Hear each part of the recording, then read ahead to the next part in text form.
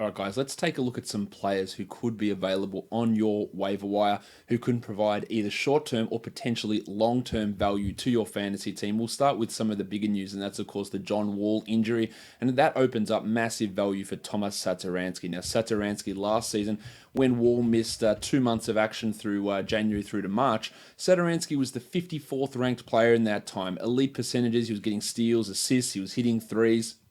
You're putting up some really, really strong numbers, and that makes him, to me, a must-add players across every single 12 and deeper league, and probably, to be honest, if you're getting a top 50 player or top 60 player, and maybe that's aggressive, let's say top 75, top 80 player, that's a must-add 10-team league guy as well.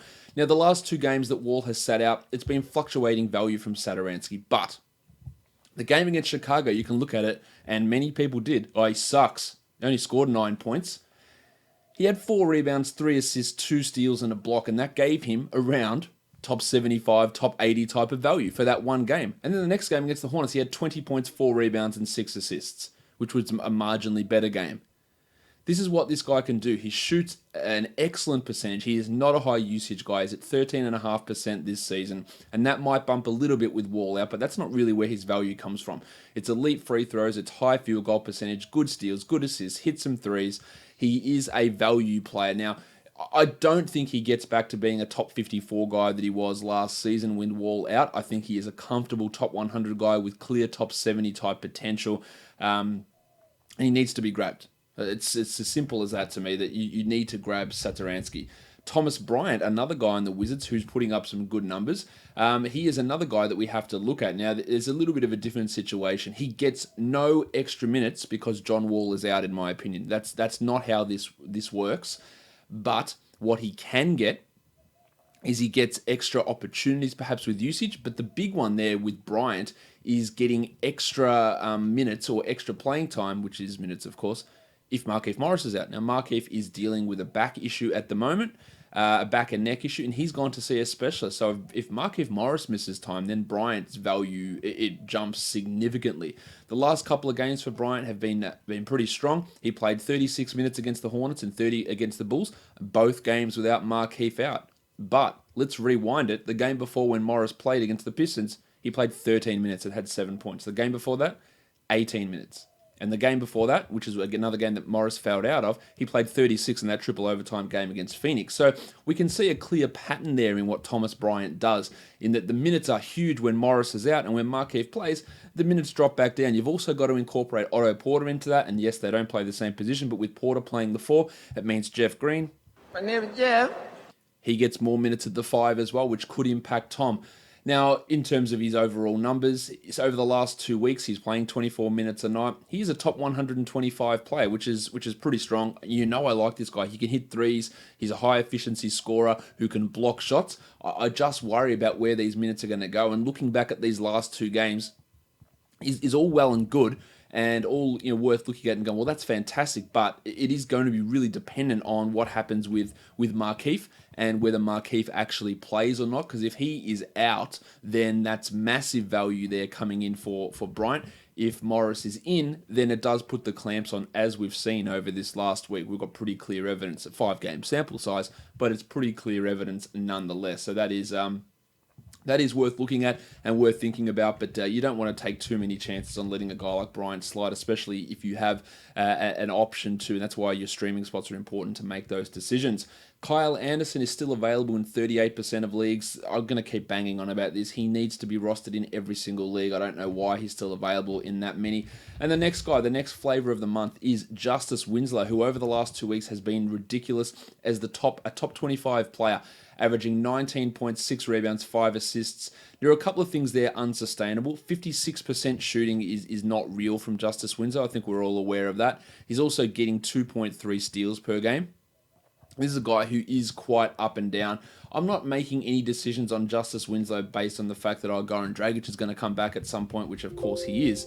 But these numbers here from Justice at the moment, they're just a little bit unsustainable in terms of that value, because he's not going to shoot this well. And we've seen Spoelstra be inconsistent with giving playing time to Winslow at times. and his assist numbers haven't necessarily been superb, although 5 a game is pretty strong. That 56% for a guy who's a 60% free throw shooter during that same time is unlikely to stick. But grabbing Justice Winslow with that clear top 100 upside, I would probably have Winslow over Satoransky, to be honest.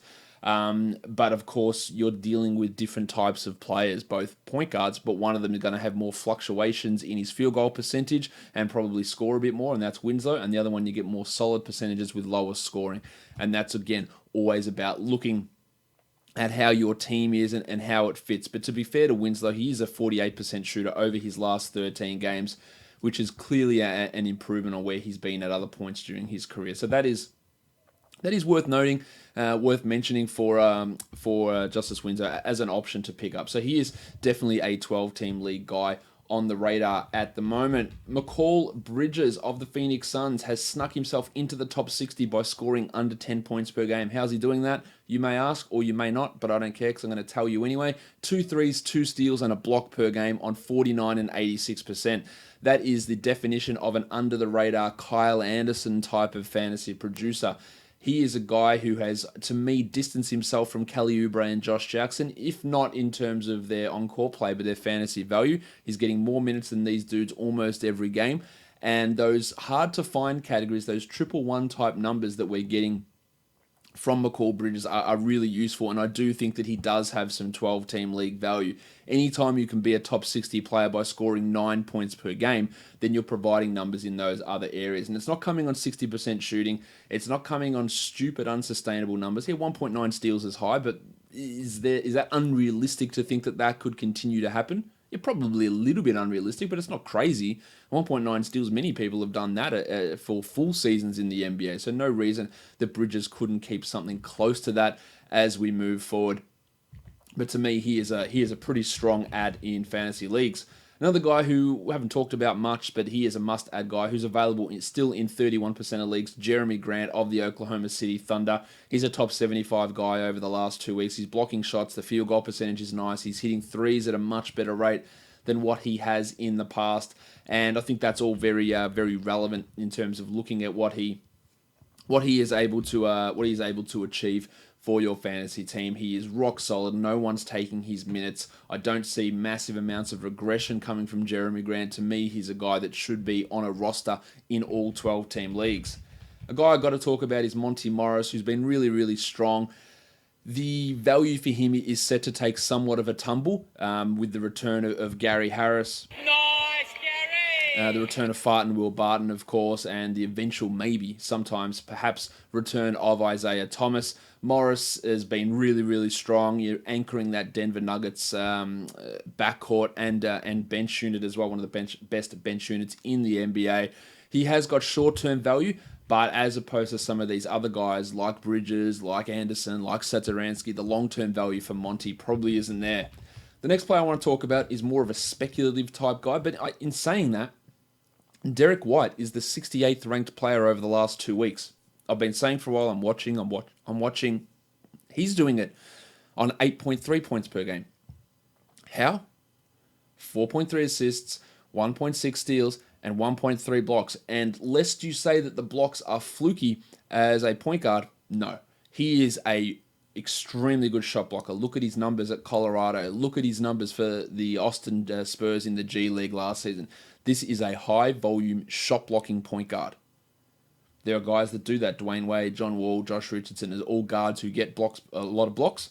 Derrick White is one of those guys. So, with his minutes feeling stable, now we can never put 100% trust on how Popovich is going to do that, but with White looking significantly better on the court. I talked him up quite a bit in the preseason. He got injured, came back, disappointed those first couple of games, but I said, just going to watch him. I think he's going to be a top 100 guy at some point this season. That point in this season is now. So if you're looking to make a potential add-on, a guy who's going to be inconsistent, but you want to take that move and you want to see what's going on, dropping, say, a Shai Gilgeous-Alexander for Derrick White is absolutely a decision that I think can be made, and it's quite justifiable.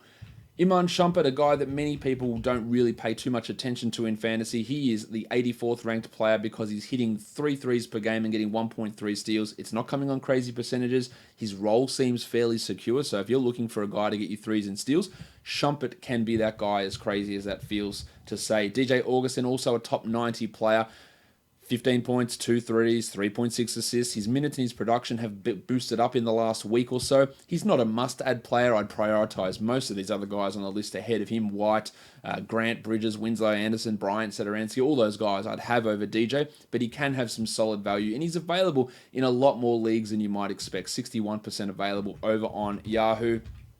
Marvin Williams, another guy who's available in a few too many leagues, 48% to be exact, averaging 14 and 7 over his last 6. His minutes are sky high, 35 a game. I don't think that's going to hold at that level, but weirdly, the Hornets did take Miles Bridges out of their rotation last game, so that's an interesting development.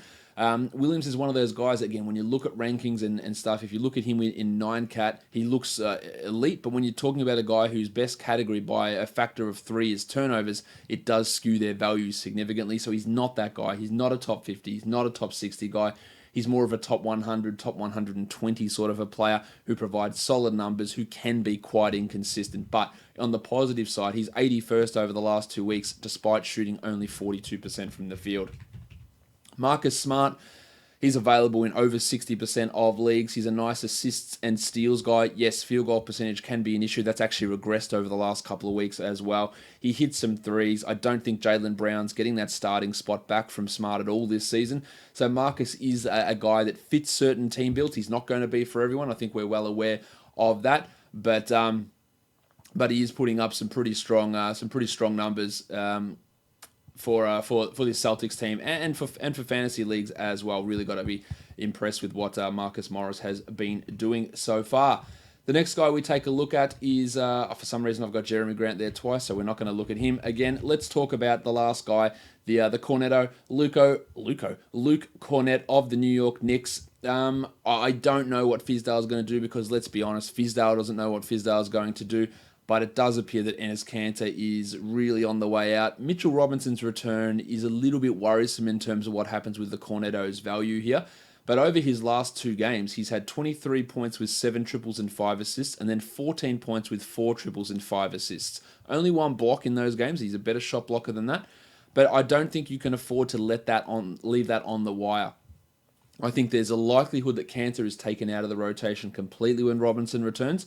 They're going to stick with Kornet as the starter for a short amount of time, but with Fizdale, nothing is permanent. Everything is subject to change, but he is absolutely worth taking a look at and seeing what happens. And I do think that in the end, what's going to happen with this team is we're going to have a Kornet-Robinson front court rotation, and Kanter's going to be traded, waived, sent home, shut down, whatever bullshit term that we want to put on it. I don't think we're going to see Kanter as a regular member of this Knicks rotation moving forward.